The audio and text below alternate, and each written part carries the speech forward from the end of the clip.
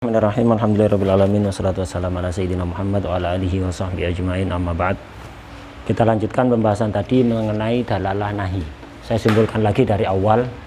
Jadi kalau di matanya mengatakan Imam Haramain wa yadullu an-nahyu ala fasadil manhi anhu. Nahi menunjukkan bahwa perkara yang dilarang itu fasid atau batil. Jadi ketika dilakukan maka batal.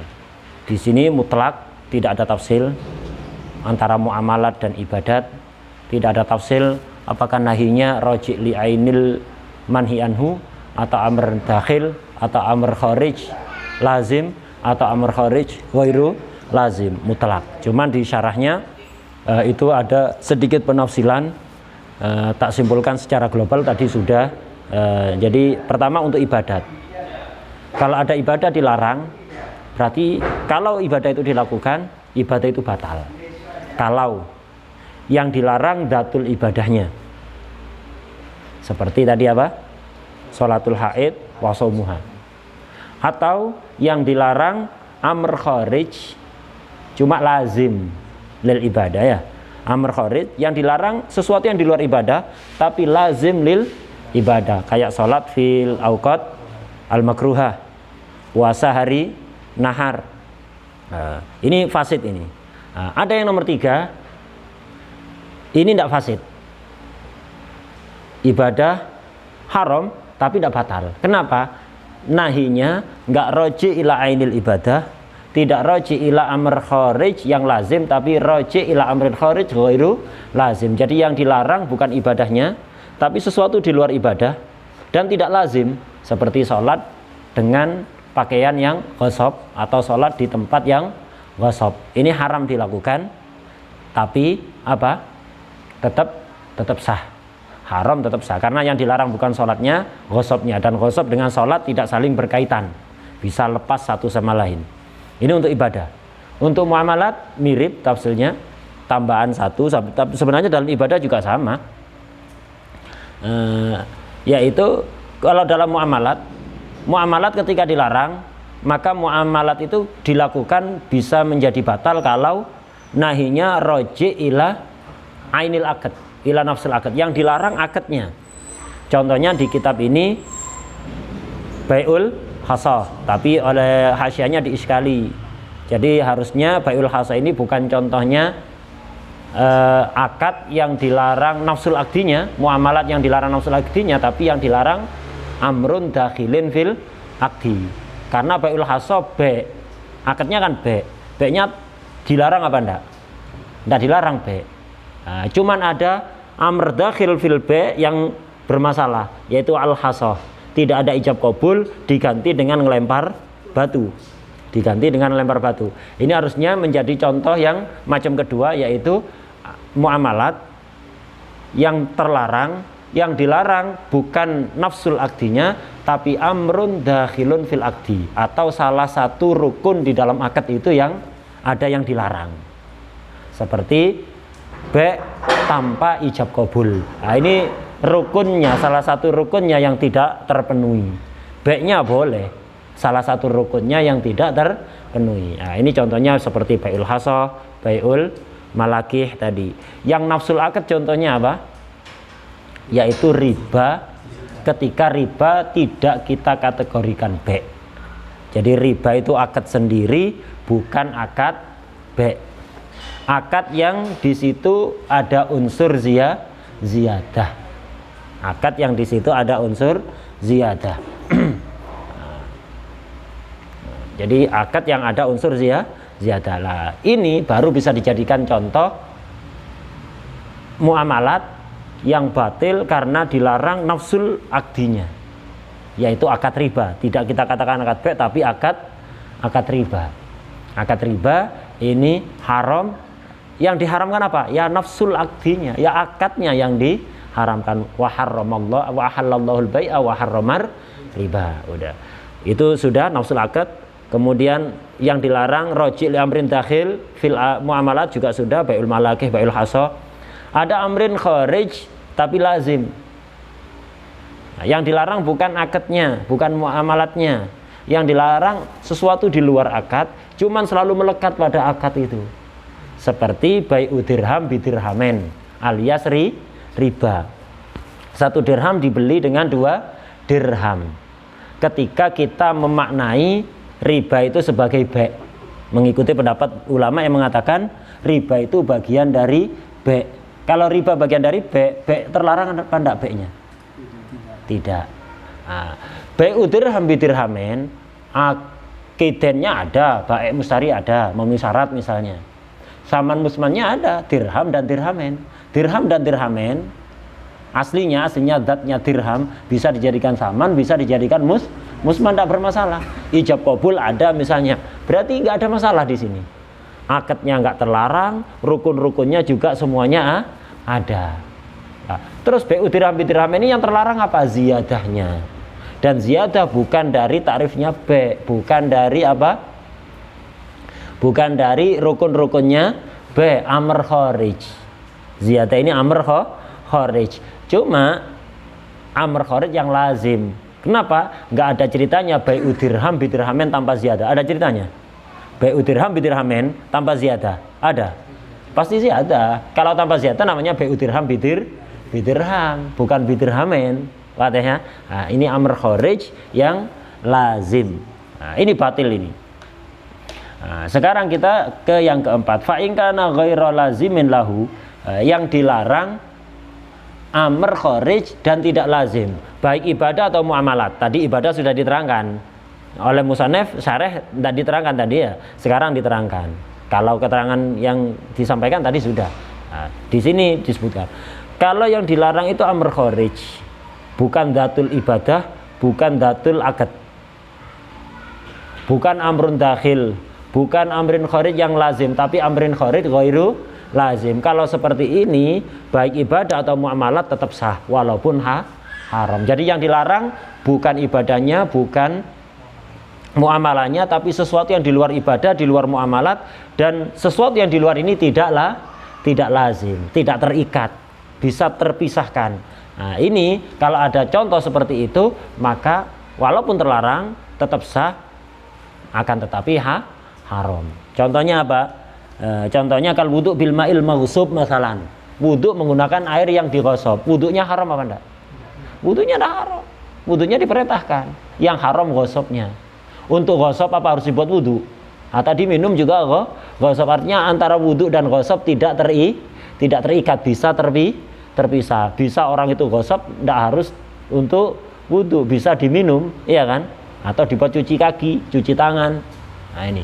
Kemudian juga ketika orang wudhu menggunakan air ghosab, bisa sifat ghosabnya hilang, haramnya hilang dengan dihalalkan. Dengan air yang sama, tidak berubah air yang tadi itu, cuman dengan dihalalkan, haramnya menjadi hilang. Sifat ghosabnya menjadi hilang. Lah ini nggak lazim berarti. Berarti kalau ada orang wudhu pakai air ghosab, haram wudhunya, cuma sah. Ini contohnya ibadat. Contoh yang muamalat, wakal bai' waktal jum'ah, jual beli setelah adzan kedua sholat Jumat, ba'da nida'il jum'ah. Nah, ini haram tapi sah. Jadi melakukan akad jual beli setelah adanya adzan kedua sholat Jumat. Ini bai'nya tetap sah, cuman haram. Karena bai'nya nggak dilarang, bukan bai'nya yang dilarang. Jadi bukan zatul akdinya yang dilarang. Nah, yang dilarang apa? Sesuatu di luar bai'. Apa? Meninggalkan Jumat, ketinggalan Jumatan. Ini yang dilarang. Untuk orang itu ketinggalan Jumatan, apa harus jual beli? Tidak harus jual beli. Tidak harus jual beli. Bisa jadi dia main HP, bisa jadi dia masak, bisa jadi ngobrol. Nah ini. Jadi antara bai' dengan ketinggalan Jumat tidak saling terikat. Nah, tidak saling terikat. Bisa juga orang bai' tidak ketinggalan Jumatan, jual belinya sambil jalan ke masjid. Ya, jual belinya sambil jalan ke masjid atau di parkirannya masjid, komat mencolot. Ya. Nah, itu. Nah, ini jadi jual beli setelah adzan kedua Jumat ini tetap sah walaupun terlarang. Kenapa? Yang dilarang amrun kharij, sesuatu di luar akad. bukan be-nya yang dilarang, di luar be. Dan tidak lazim. Yang dilarang apa? Ketinggalan Jumatan. Itu yang dilarang, fautul Jum'ah. Itu yang dilarang. Melakukan apapun yang bisa menyebabkan ketinggalan Jumatan. Nah, ini tetap sah. Kalau yang model keempat ini dikatakan oleh syarih ini, fa'ingkana syarat, fa'ingkana ghairu lazimin lahu. Kalau amr kharijnya, fa'ingkana amr kharij ghairu lazimin lahu, tidak lazim pada manhi anhu, baik ibadah atau muamalah, kal wudu bil ma'il maksud masalan wa kal ba waqtani tal jum. Jadi fa'ingkana, apa yang fa'ingkana? Amr kharijnya ghairu lazim, tidak lazim. Lahu apa? Lil manhi anhu. Lil manhi anhu, bukan pada akad, lil manhi anhu, baik karena contohnya setelah itu akad dan ibadah kan ya. Itu. Lahu ai lil manhi anhu. Jadi yang dilarang amr kharij. Ghairu lazim lil manhi anhu, baik ibadah atau muamalat. Kal wudu bil ma'il mausub masalan wal kalbi waqtal jum'ah. Ya apa jawabnya kalau seperti itu? Lam yadulla ay lam yadullan nahyu alal fasad, maka nahinya tidak menunjukkan fasad. Haram tapi enggak fasad, enggak batal, tetap sah. Khilafan lima yufhimuhu kalamul musannaf, berbeda dengan apa yang ditunjukkan oleh kalamnya musannaf. Kalamnya musannaf kayak mutlak ya. Kalamnya musannaf yang di dalam kurung itu matan warokotnya. Apa matan warokot? Wa yadullun nahyu ala fasadil manhiyi anhu, titik tambah tafsir, seolah-olah semuanya apa? Fasid. Padahal ada contoh keempat yang tidak fasid. Kalau antum perhatikan di syarah Mahalli tadi, kalau ibadat hanya 3 ya.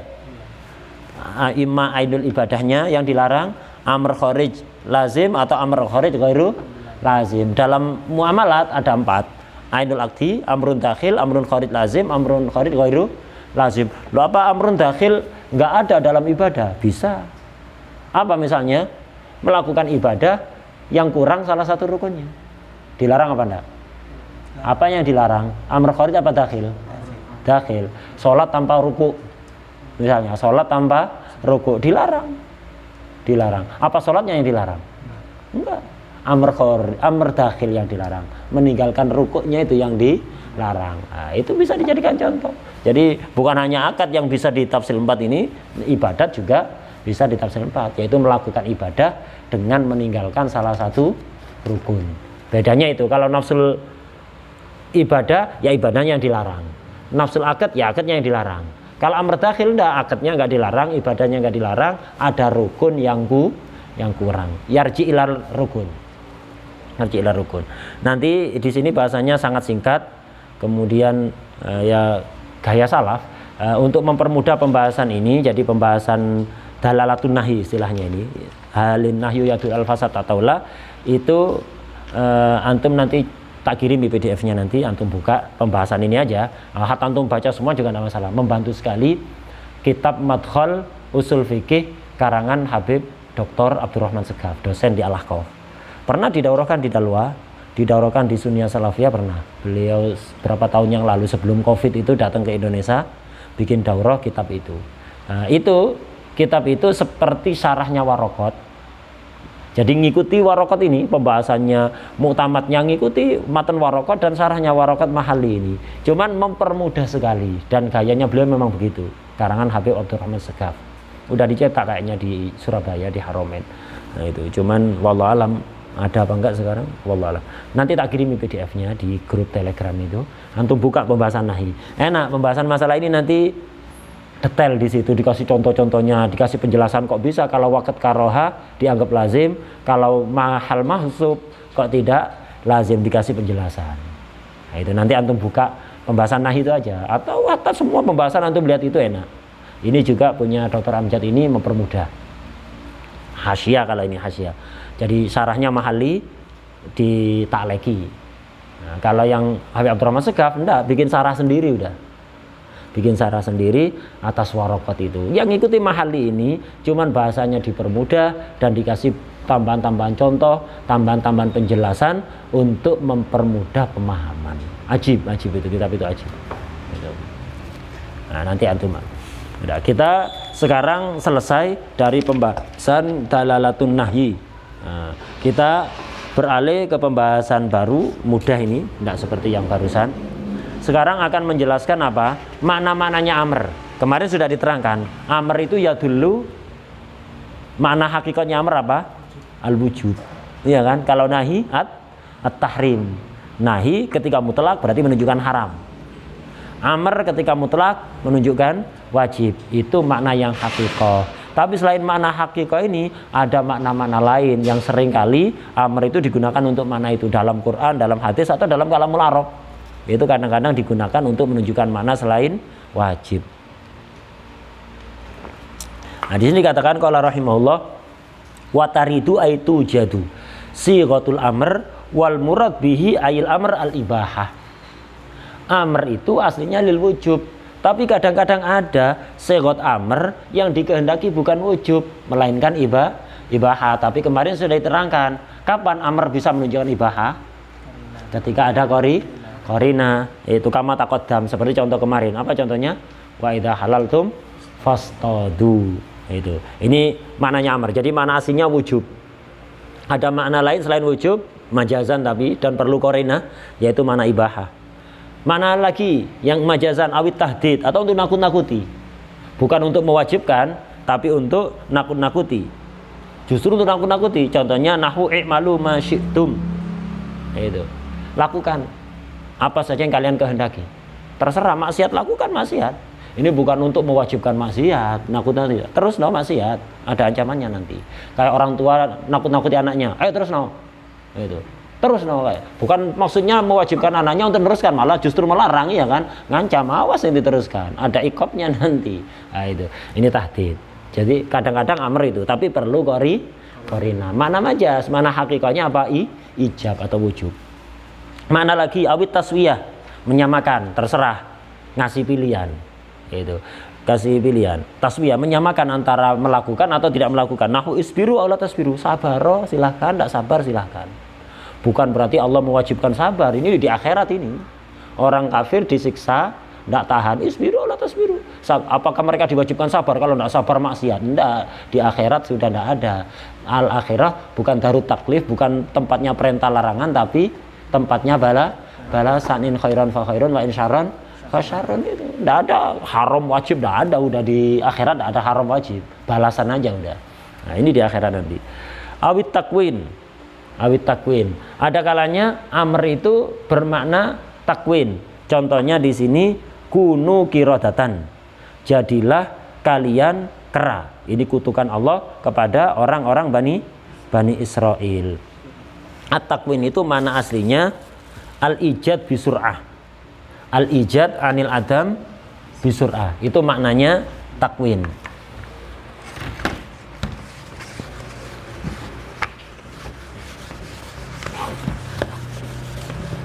Jadi at-takwin itu al-ijad anil adam bisur'ah.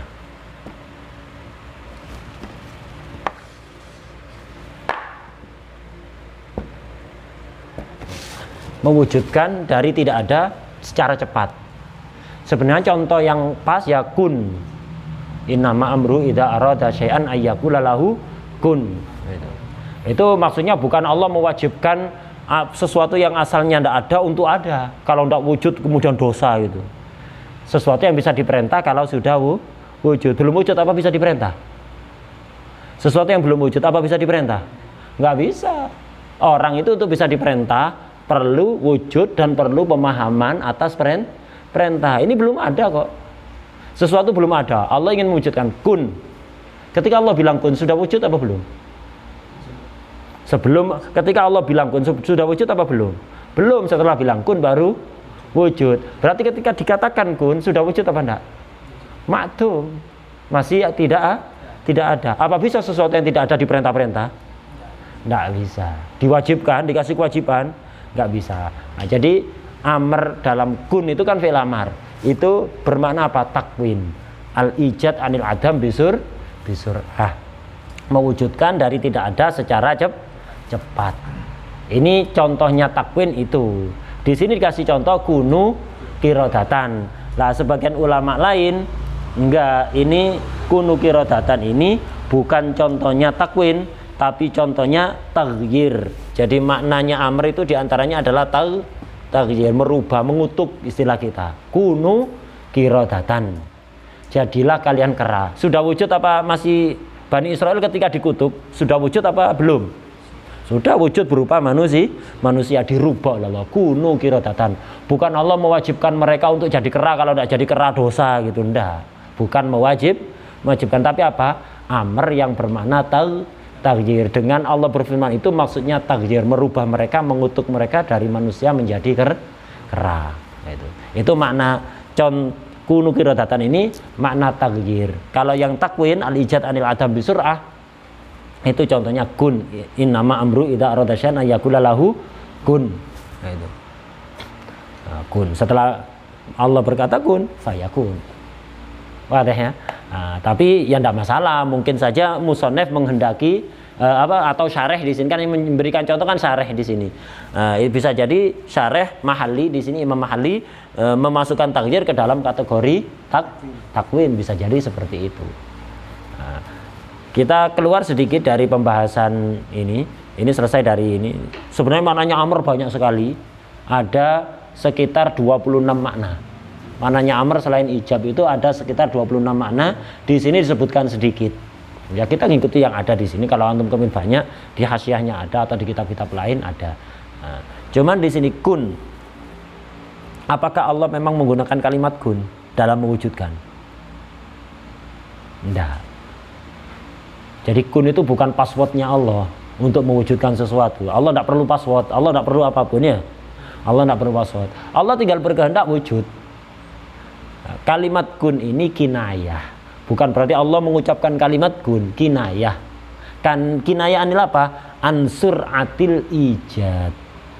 Kinayah Allah mewujudkan apapun itu dengan cepat dan mudah, secepat mengucapkan kun, semudah mengucapkan kun. Berat apa gampang? Gampang. Cepat apa lama? Cepat. Lah begitulah Allah mewujudkan apapun. Dunia seisinya bisa Allah ciptakan dalam sekejap. Lebih cepat dibanding mengucapkan kun, lebih mudah dibanding mengucapkan kun. Tidak harus mengucapkan kun. Jadi bukan passwordnya Allah. Allah tidak pakai password-passwordan. Kalau kita perlu password, Allah tidak perlu apapun.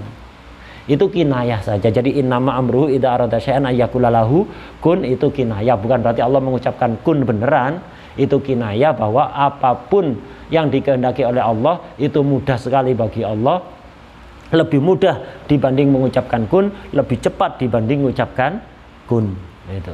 Jadi bukan berarti kalimat kun itu selalu dipakai-pakai oleh Allah untuk ketika mau mewujudkan. Kayak Allah perlu kalimat kun, akhirnya ya passwordnya Allah. Enggak ada kayak gitu. Itu kinayah ansur atil ijad, kata Imam Ghazali di salah satu kitabnya. Gitu. Kinayah ansur atil ijad. Jadi bukan berarti menggunakan kalimat kun gitu, enggak.